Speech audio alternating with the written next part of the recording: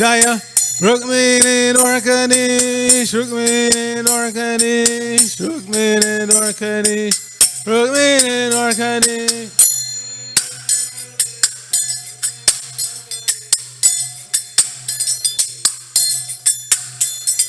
Jaya Jagannath, Jaya Jagannath, Jaya Baladeva, Jaya Subhadra.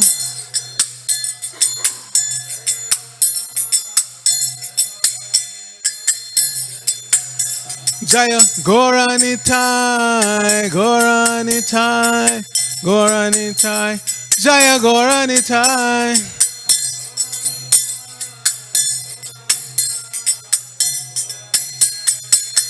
Jaya Jaya Prabhupada, Prabhupada, Prabhupada, Jaya Prabhupada.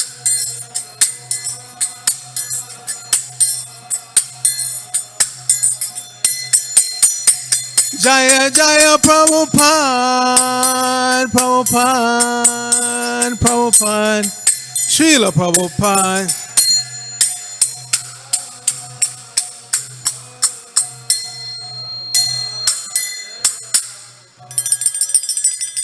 Gaur Premanandi, Hari Hari Bol, Jaya Om Vishnupad, Paramahansa Padavrajaka, Charge Asaturasa Sri Shriman. ISKCON BBT founder, Charles of Grace, A.C. Bhaktivedanta Swami Maharaj Prabhupada Ki Jai. Nitya Lila Prabhu Om Vishnupad is of Grace, Srila Bhakti Siddhanta Saraswati Thakur Prabhupada Ki Jai. Ananta Koti Vaishnavinda Ki Jai, Namacharya Srila Haridas Thakur Ki Jai. Prem Sikahosh Krishna Chaitanya Prabhu Nityananda Shri Advaita Gadadhara Shri Vasudeva Gaur Bhaktivinoda Ki Jai. Shri Shri Radha Krishna Gopa Gopanath Shamakunda Radha Kunda Giri Govardhan Ki Jai. Shri Brajamumana Madam Ki Jai. Shri Navadvip Mayapur Dham Ki Jai. Shri Lachal Jagannath Puri Dham Ki Jai. Gangamai Ki Jai. Jamunamai Ki Jai. Bhakti Devi Ki Jai. Shrimati Tulsi Maharani Ki Jai. Their most beautiful lordship, Shri Shukmini Dwarkadish Ki Jai. Shri Shukmini Dwarkanath Ki Jai. Shri Shri Jagannath Baladeva Subhadra Ki Jai. Shri Shri Gaurnitai Ki Jai. Samaveta Bhaktivinoda Ki Jai. Going back to home, back to Godhead Ki Jai. ISKCON Los Angeles Yatra Ki Jai. Pre-Hadmadanga Transcendental Book Distribution Ki Jai. International Food for Life Transcendental Prasadam Distribution Ki Jai. Shri Harinam Sankirtan Ki Jai. Nitai Gaur Premanandi. Hari Hari Bol. All glories to the assembled devotees. All glories to the assembled devotees. All glories to the assembled devotees. All glories to Shri Shri Guru and Gauranga. Glory Srila Prabhupada.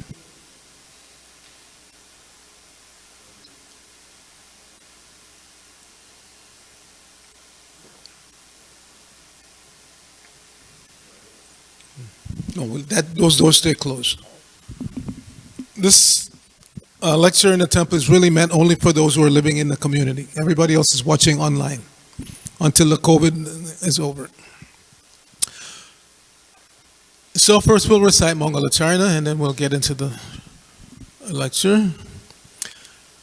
Nama Om Vishnupadaya Krishna Prishthaya Bhutale Srimati Bhaktivedanta Swami Namine Namaste Saraswate Deve Gauravani Pracharane Nirvishesha Shunyavani Paschata Deshtarane Om Agyana Timirandasya Gyananjana Shalakaya Chakshur Unmilitam Jaina Tasmai Shri Gurave Namaha Shri Chaitanya Manobhishnang Shapitang Jaina Bhutale Swayam Rupa Kadamayam Dadati Swapadantikam Vandeyahang Shri Guru Shri Utapada Kamalam Shri Gurun Vaishnavangscha Shri Rupam Sagajatam Sahagana Raghunathan Batam Tang Sajivam Shadvaitam Savadutam Parjana Sahitam Krishna Chaitanya Devam Shri Radha Krishna Padan Sahagana Lalita Shiva Shakan Batangsha Hey Krishna Karuna Sindhu Dina Bando Jagatpate Gopesha Gopika Kanta Radha Kanta Namostate Tapta Kanchana Gaurangi Radhe Vrindavaneshwari Vrishabhanu Sute Devi Pranamami Hari Priye Vancha Kalpatarubhya Shah Kripa Sindhume Evacha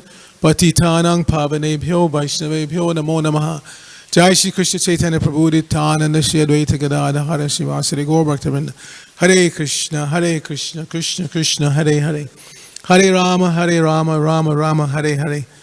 So I believe I saw Bhakti Sebastian upstairs. Could you please open the windows, make sure we get some air? Thank you. As was announced this morning, we will be presenting a series from the Bhagavad Gita of the 12 most quoted verses by Srila Prabhupada. Then after Bhagavad Gita, we may move on to Bhagavatam and then Chaitanya Charitamrita. But beginning this week, in reverse order, we're going to be presenting the 12 most quoted Bhagavad Gita verses by Srila Prabhupada.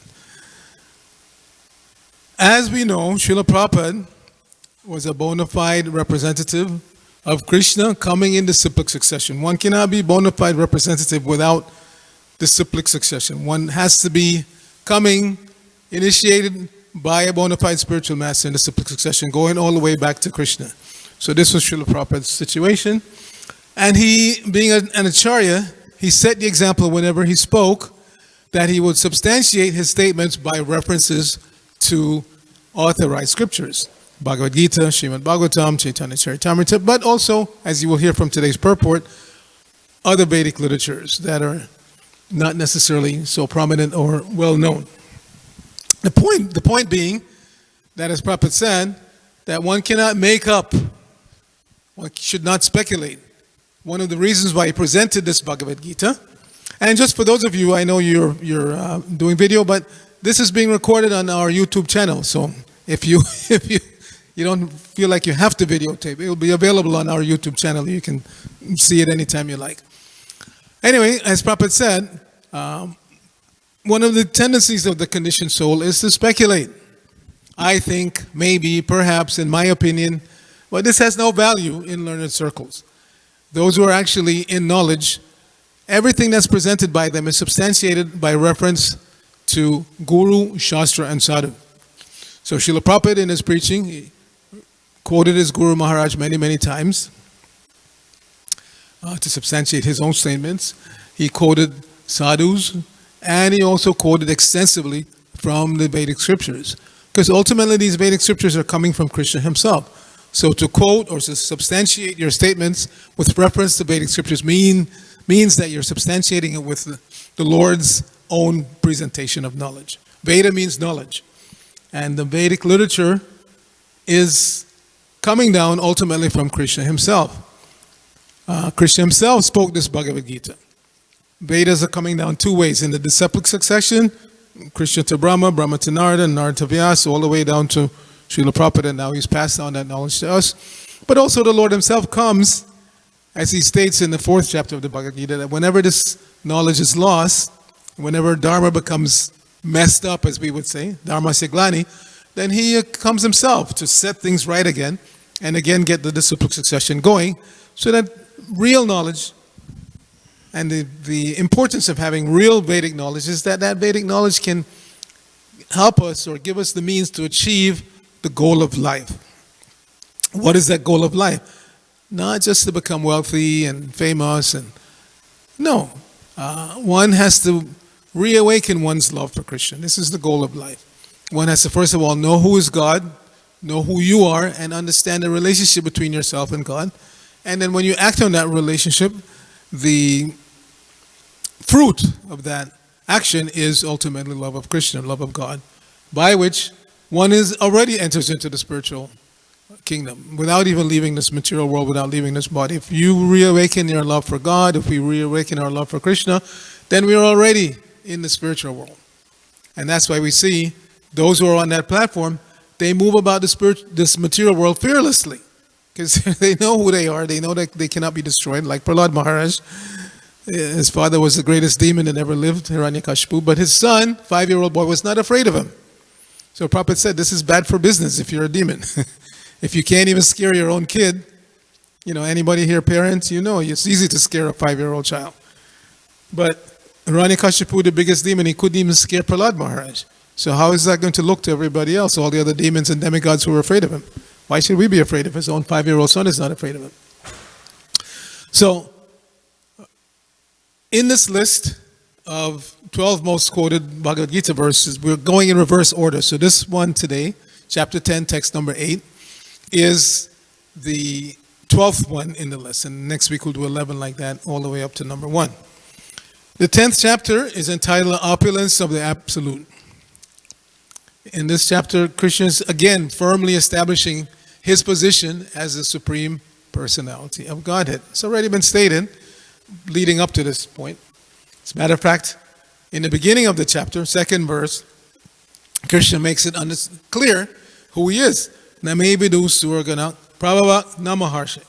Ahanga diri devana Maharshi nam that I am, he said, the great demigods and the sages, they don't know who I am. Namebidu Suragana, the host of demigods, Suragana. Namebidu Suragana. Maharshinam, the Maharishis, not just regular Rishi, the Maharishis, they don't know who I am.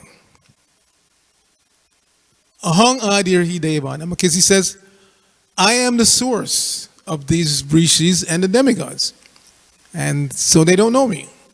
It's just like without your mother, you don't know who your father is. You can speculate all you want. So the Vedas are considered to be to mother, and the mother Veda introduces us to our father Krishna. So Krishna is explaining now in this 8th verse who he is, what his position is. And we should listen carefully to Krishna. Prabhupada many, many times said, when you're listening to Bhagavad Gita, you should listen in the mood that you're hearing from the Supreme Person. Bhagavan, Sri Bhagavan Uvacha, these verses start out. And what is the specific significance of Bhagavan?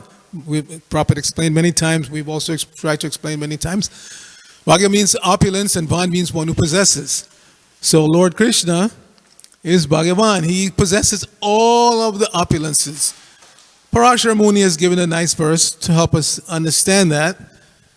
Krishna possesses all opulence, but just for our understanding, he has grouped it into 6. That the 6 main opulences of the Lord.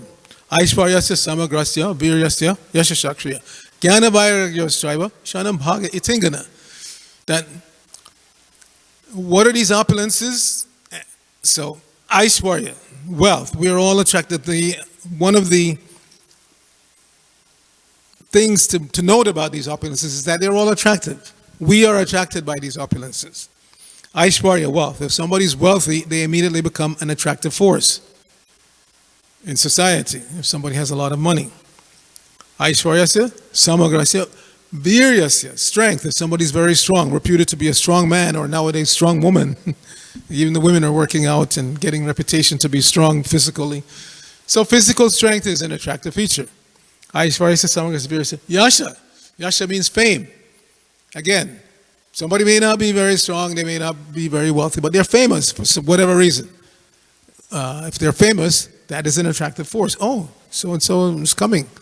Or I saw so-and-so, famous person. It's an attractive force. Shriya, physical beauty, obviously an attractive force. Attractive man is attractive to women. Attractive woman is attractive to men. And nowadays, people are mixed up sometimes, vice versa. But the point is, physical beauty is an attractive force. Jnana, knowledge, very, very attractive force. If somebody is very smart, can give good advice, knows a lot, that's an attractive force. And then vairagya, renunciation. In spite of having all qualifications, if a person is humble, not attached, that's an attractive force. So Krishna has completed all of these opulences. Nobody is wealthier than God, obviously. God possesses all the wealth in the world. Temporarily, we may have possession of some wealth. Somebody has a few dollars in the bank, somebody has a few $1,000s in the bank, somebody has tens of thousands, somebody has 100,000, somebody has millions, somebody has tens of millions, somebody has billions. But only for a short time. Average lifespan is in the 70s. So for a few years, somebody can claim to be the wealthiest man or woman on the planet, in control of billions of dollars, but they can't hold on to it forever. It just as you can't stop the force of time. When 1 minute is gone, you can't bring it back for all the money in the world. Ultimately, all of your time runs out. And so everything that you possess also runs out. You cannot take 1 penny with you. As we say in the West, you're born naked and penniless, and when you die, you can't take 1 penny with you. But Krishna's not like that. Krishna's eternally in control of all wealth. Strength. Krishna demonstrated when he was here on this planet 5,000 years ago. As a 7-year-old child, he lifted the Govardhan hill on pinky finger. Depending on our current state, like my current state, I had to get somebody to come and bring a tray of prasadam over because it was too much for me to carry along with my iPad. So, again, different degrees of strength. Somebody may be able to pick up 5 kgs, 50 kgs, 500 kgs, but nobody can, that you know of, currently on this planet can pick up a whole mountain and hold it on one pinky finger for 7 days continuously. So that's God, that's Krishna. Shriya, Krishna, so beautiful. When Krishna was dancing in the rasa dance, the wives of the demigods were stunned watching from their airplanes. It said they were so stunned by his beauty. When he went to Mathura, same thing. All the society girls, all the women of the city, who were supposed to be more sophisticated than the country girls, they were up on their balconies literally drooling over his beauty. So Krishna's beauty was such an attractive force. But Krishna's not only attractive to the opposite sex, he's attractive to the same sex. He's so beautiful that all the men that saw him were attracted by his looks. And same thing when he came as Lord Chaitanya. We have that painting there. When Lord Chaitanya was in the company of the Mayavadi sannyasis, they were stunned by his appearance. His effulgence and his beauty attracted them, even though they were determined not to like him, because he was a sannyasi who was chanting Hare Krishna in the streets instead of sitting down to study Vedanta with them. But when they finally got to meet him in person, they were stunned by his appearance. And Krishna is also attractive to the cows and the trees and the plants, and everybody in Vrindavan is attracted to Krishna. And if we were to see Krishna in person, we would also be stunned by his beauty. Now in this world, we may meet somebody that we think is a good-looking guy or a good-looking girl, but I guarantee you, have you ever met anybody in your life that you were stunned, you couldn't move, they're so attractive? No, doesn't happen. Maybe you glance a second time, but nobody that makes you stunned, you can't move, they're so beautiful. That's Krishna. When we see Krishna's beauty, we are stunned. He's stunning. So, Shriya, Jnana, knowledge. Krishna has given this Bhagavad Gita, Prabhupada said, in about 45 minutes. He spoke this Bhagavad Gita to Arjuna 5,000 years ago. And since then, so many big scholars are trying to understand Bhagavad Gita. Just 700 slokas that Krishna gave in about 45 minutes. So much knowledge, and it boggles our mind. And renunciation. In spite of having so many adoring devotees, gopis and gopas, when it was time to go to Mathura and take care of some political business, namely getting rid of Kamsa, Krishna just left, turned his back and left. So totally renounced. Same thing when he comes in his other incarnations, like Lord Chaitanya, married to Lakshmi Priya, Vishnu Priya, had a loving mother at home, but at age 24, renounced everything, took sannyas, so he could go out and preach and make everybody fortunate, give them this knowledge of Krishna. So now, let us read this verse and purport and try to understand Srila Prabhupada's presentation.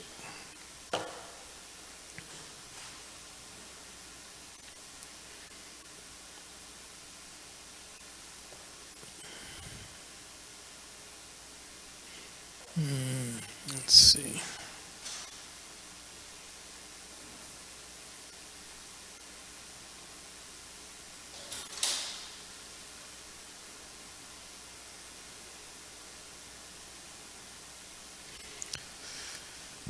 Okay, everybody repeat after me. Ahang sarvasya prabhavo matak sarvam pravartate iti matva bhajante mam buddha bhava samanvitaha. Ahang sarvasya prabhavo matak sarvam pravartate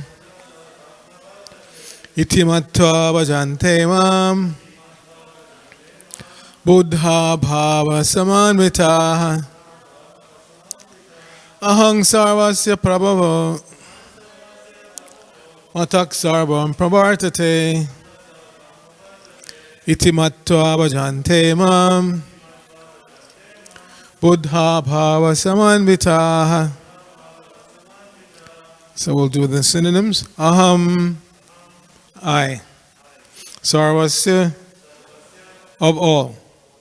Prabhavaha, the source of generation. Mataha, from me. Sarvam, everything. Pravartate, emanates. Iti, thus. Matva, knowing.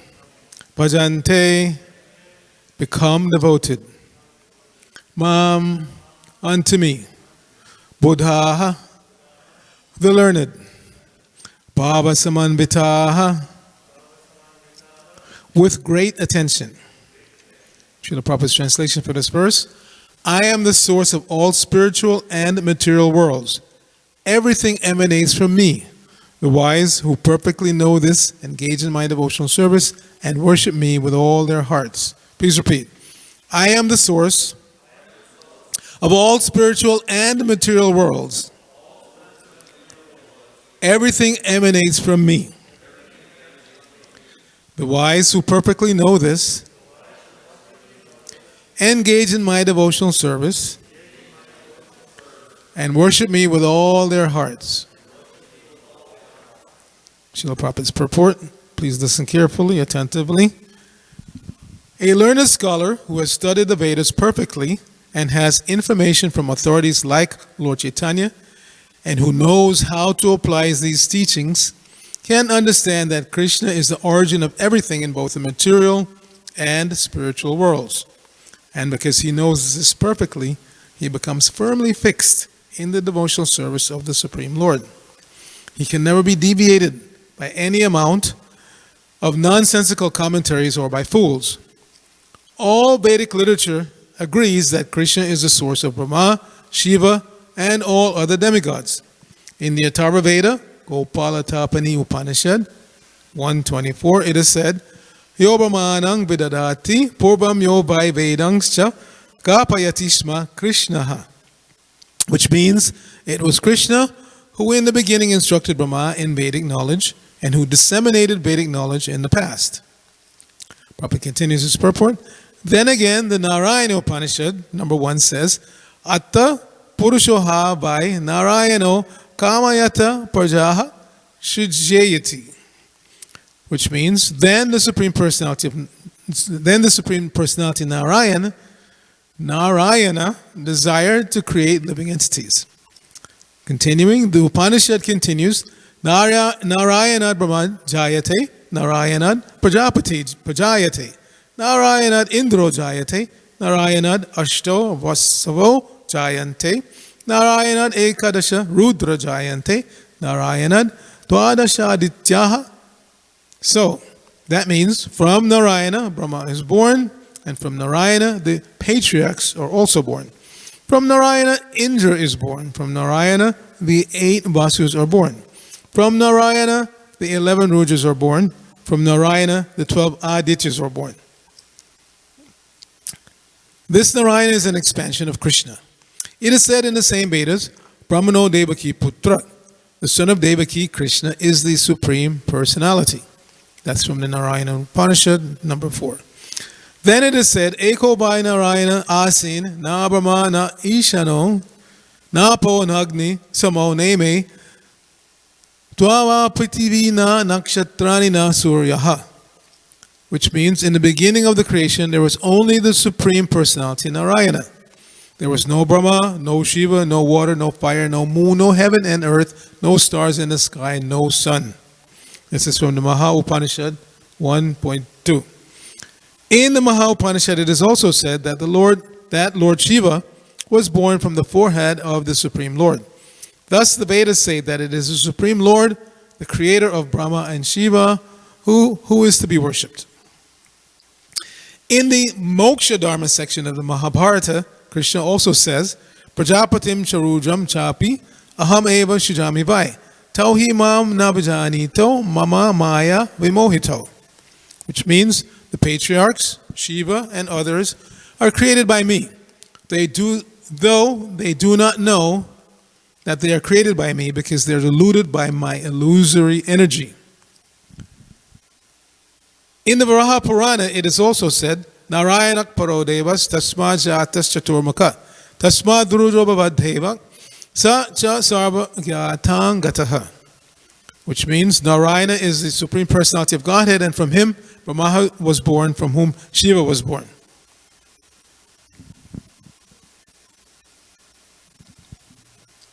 So we should understand, just a little note here, because we keep hearing about born, born, born. We should understand that nobody takes birth, because Krishna establishes that earlier in the Bhagavad Gita. The living entity does not take birth, does not die. So when it says born here, it means that these personalities appear. Just like Krishna himself appears to be the son of Yashoda and Nanda Maharaj. But if the individual living entities, you and I, if we don't take birth, then there's no way that the supreme living entity takes birth, or Lord Shiva, or any of these others. They appear in this way. So continuing Prabhupada's purport. Lord Krishna is the source of all generations, and he is called the most efficient cause of everything. He says, quote, because everything is born of me, I am the original source of all. Everything is under me. No one is above me. End of quote. There is no supreme controller other than Krishna. One who understands Krishna in such a way, from a bona fide spiritual master, with references from Vedic literature, engages all his energy in Krishna consciousness and becomes a truly learned man. In comparison to him, all others who do not know Krishna properly are but fools. Only a fool would consider Krishna to be an ordinary man. A Krishna conscious person should not be bewildered by fools. He should avoid all unauthorized commentaries and interpretations on Bhagavad Gita and proceed in Krishna consciousness with determination and firmness. This is the end of Srila Prabhupada's purport on the 10th canto, 8th verse of the 10th chapter of the Bhagavad Gita. So, as we stated in the beginning, this is the 12th most quoted verse by Srila Prabhupada from the Bhagavad Gita. So why would he quote this verse so often? Again, because Krishna is establishing firmly his position as the supreme person. And this is extremely important.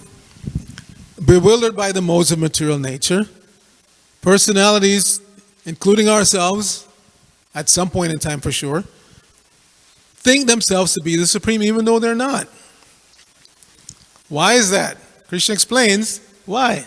That Itcha Dvesha Samutena, Dvandva Mohena Bharata, deluded by Krishna's material energy, Maya, and driven by Itcha and Dvesha, desire and hatred, we take birth in this material world. And that desire is desire to become God. We want to be the controller of everyone and everything. And somebody may say, no, I don't want to be. But if we examine our activities, we're constantly trying to control either the dull matter, and we get upset when we can't control it, right? You're trying to hang a picture on the wall and it falls on the floor, or you're hammering that nail and you hit your thumb, and we get so angry because we're trying to control the material energy. But ultimately, this material energy is not under our control. Although we've seen it so many times, still, we continue to try to control Krishna's material energy. So, by hearing about who is actually in control, Krishna says, Daiviyesha Gunamami Mama Maya Durache. This material energy, consisting of the three modes of material nature, are under my control. It's my divine energy. So, for some time it may seem that we're in control. Just like this body. We think we're in control of our bodies. There's so much going on internally that we're completely unaware of. Completely unaware of. But still we think that we're in control of these bodies. Ultimately in time, unfortunately, we are proven to be wrong. So like I said, there's so many forces, so many activities going on within the body that we're not even aware of or just tangentially aware of. And then when something goes wrong, it becomes evident that I'm not in control of this body. I need to take this body somewhere to be fixed because something is wrong with it. If I'm actually in control, then why do I need somebody to fix it? I could just fix it myself. But no, we're not in control of these bodies. So when something goes wrong, we need some external help to fix it. And even the activities that we take for granted, I can use my hand to pick up something, it's not under my control. It's stated in the Vedas that every sense of this body is under the control of some demigod. And that demigod is ultimately under control of the Supreme Person. So if it is decided that From henceforward, you cannot use that arm or that leg or your whole body. Some people would say they're paraplegic. At some point, they were able to move, and then due to some accident or something, they cannot move anymore. That's a forceful reminder that these bodies are not under our control. So what is the indication? The indication is that the body should be used for that individual who ultimately is in control of the body. Body means senses, working senses, knowledge acquiring senses. So those 5 knowledge acquiring senses and those 5 working senses should be used in the service of the master of the senses, the ultimate master.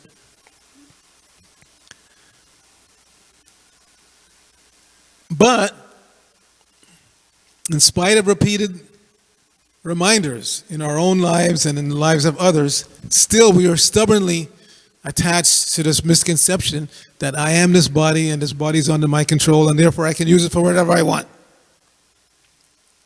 People say like that. You people are too much. No, you just want to control me. I don't want to be controlled. But you are controlled, my dear sir or ma'am. You are controlled. And it just takes a little bit of intelligence to see that. As I said in the beginning, real knowledge, not I say, it's stated by the Lord himself, and Srila Prabhupada reminds us repeatedly, that real knowledge means to know Krishna, to know yourself, and to understand the relationship between yourself and Krishna. So what is that relationship? We are eternally related to the Lord in service. We are eternal servants of Krishna. Everyone has to serve. Somebody may rebel. Say, no, I don't. No, everybody has to serve someone. Either you're serving your family, your country, your dog. You're serving someone. So an intelligent person comes to the conclusion that if I'm always in the capacity of a servant, where is the best place to give my service, my energy, so I get the best return on that investment of energy and time? That's okay. That degree of selfishness is allowed. That I have to invest my time and my energy in some way. Where is the best way or place or person to whom I can give that time and energy so I get the best return? We're not saying that you should be completely selfless, give your energy and your time with no No, give your energy and time where you're going to get the best reward.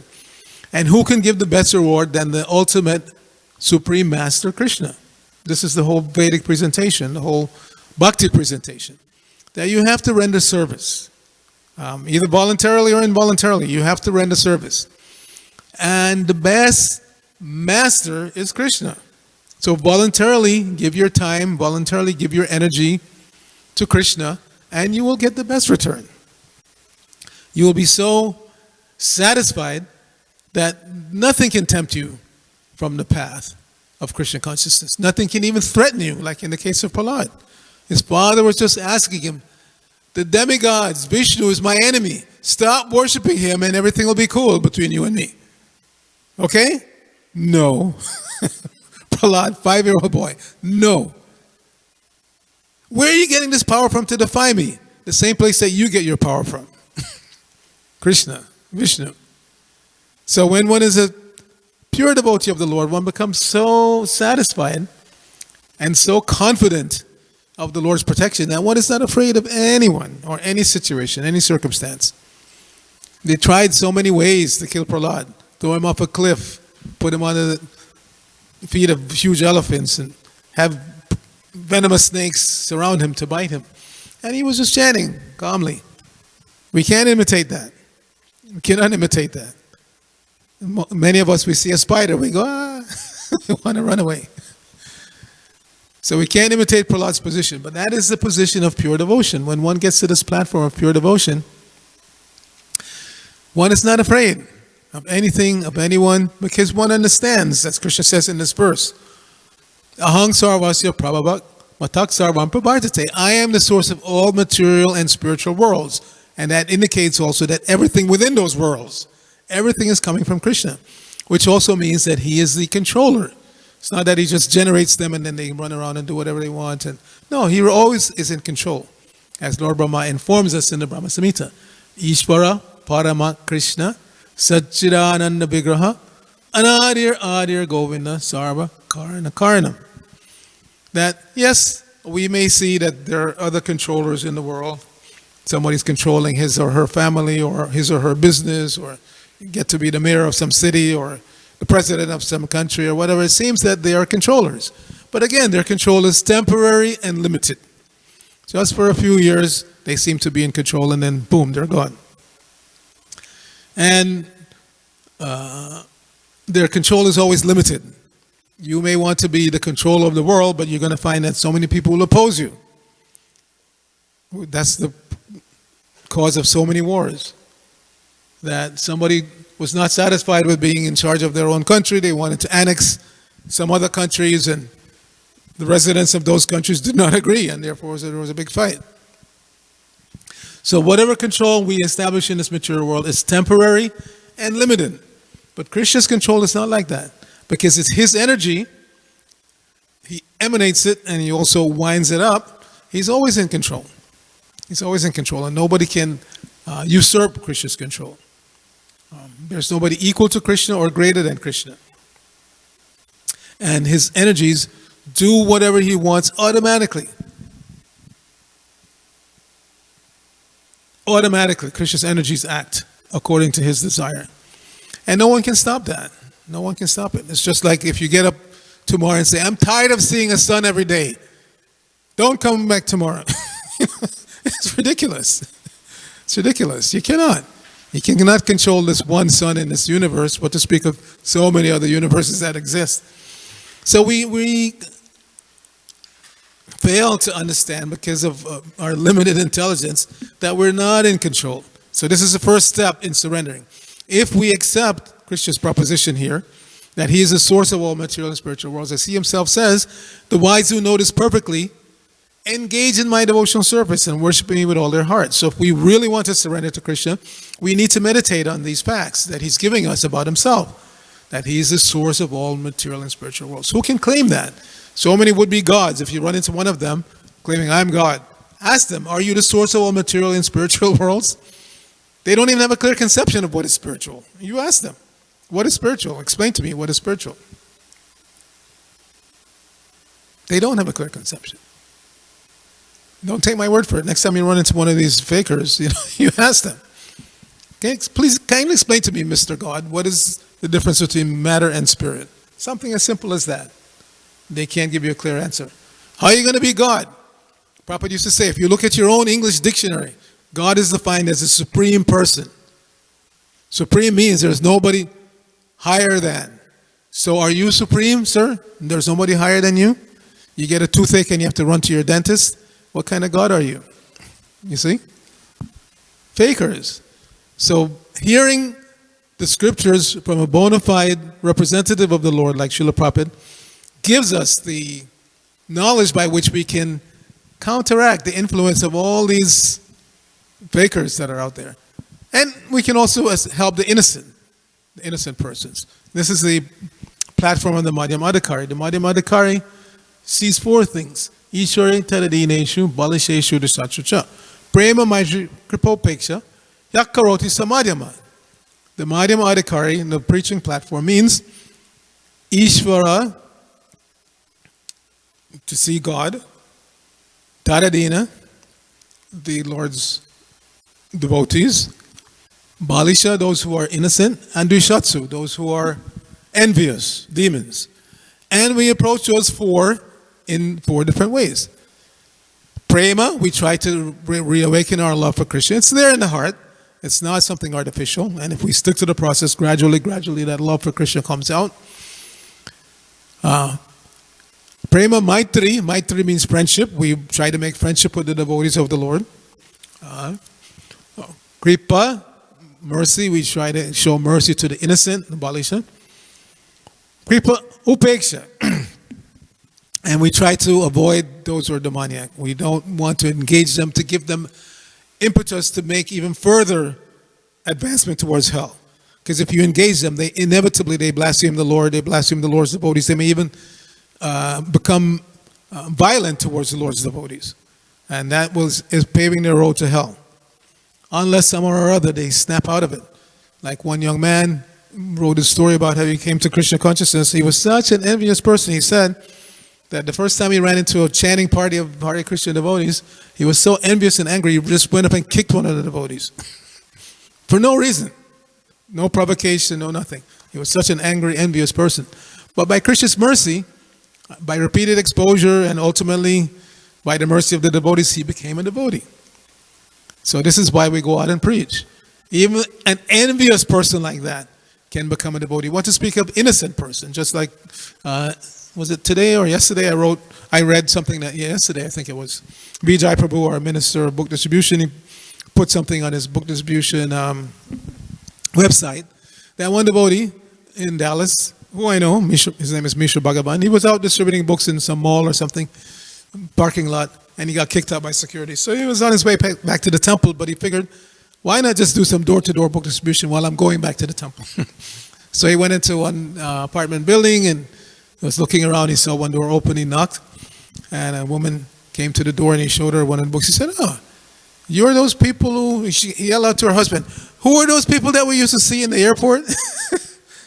So he didn't see the husband, but the husband was in the back somewhere, and he said, "Oh, the Jehovah's Witnesses." He said, No. You know, those other people. And so Mr. Bhagavan said, "Yeah, we are Hare Krishna." "Oh, yeah, Hare Krishna. I got one of your books. I like you people." So she bought the book, gave him $5, and then he gave her a mantra card and have her chant Hare Krishna with him, and informed her that the temple wasn't that far from where they live. You can come to meet Radha Kalachandji. You can come to Kalachandji's restaurant. She was very, very excited. What? I'm living just a few blocks away and I didn't know that? So this is innocent person. An innocent person, when they meet the devotees, immediately they show some interest, they give some donation like that. That's innocent. That's why we go out. But even the demoniac, those who are envious, if they just have some positive contact with the devotees, they can also become devotees. So here again in this verse, which is the 12th most quoted verse of the Bhagavad Gita by Srila Prabhupada. Suraksha, Hare Krishna, Hari Bol Mataji. You're making the offering? Yeah, so before you make the offering, put the gates down. At 6 o'clock, you can put the gates down, and then you can do the curtain. Yeah. Huh? At 6 o'clock, you're going to make the offering. Yeah, but I'm saying you can close the doors while making the offering, but before that, at 6 o'clock, put the gates down. Because after the class, we'll be gone. There won't be anybody here, so we want the gates down. Thank you. Hare Krishna. So, yes, so this is the platform of the Madhyamadikari. The Madhyamadikari wants to increase his or her love for Krishna. They want to make friends with the devotees. They want to preach to the innocent, like that lady who just met this devotee and got a book. And they want to avoid the demons. Don't give them any impetus for making further progress towards hell. But the preaching of the pure devotee is so powerful that the pure devotee can turn the demoniac into devotees. This is the power of a pure devotee like Srila Prabhupada. Travel around the world, Jai, Shri Shri Rukmini Dwarkadish Ki Jai, Rukmini Dwarkanath Ki Jai, Jagannath Baladev Subhadra, Shri Shri Gauranitai. The pure devotee can travel around the world full of demons and turn them into devotees. Again, we can't imitate that, but we can assist as far as possible by repeating what we have heard from him, by distributing his books, by keeping his communities viable and keep the communities going. Prabhupada said, if you can't expand, at least maintain what I left you. So this is one of the temples that he left. When he left in 1977, this was already an established community. Established in 1970. I first came here in 75 when they shipped us from New York here to become BBT. Formerly we were ISKCON Press. And keep producing Prabhupada's books, distributing them, and keep the kirtan going. Now that the pandemic is apparently diminishing, hopefully we can start going out on Harinam again. And this Harinam is very, very important because it's one way in which you can interact with the demoniac indirectly. Because we see, and I've said this many times, but it's a fact. When we go out on Harinam, when we're chanting on the streets, you see many people, they cover their ears. They're so demoniac. But by the time they do that, the mantra already went in. And they can't get it out. You can't get it out. So many people have said, I don't know what it is about you people or what you're chanting, but I've heard it and I just can't stop saying Hare Krishna, Hare Krishna. Yes, this is the whole plan, to go out and plant this mantra in as many ears as possible, so that even the ones that are running away with their ears covered, it's in there already. And once that mantra gets into your heart, the cleaning process starts. And gradually, that soul will get more and more opportunity to chant Hare Krishna, to hear Hare Krishna, to taste Krishna Prasadam, which is the secret weapon, attracts everybody. Okay, so we can stop here. Any questions on this verse 10:8 or anything that I've said?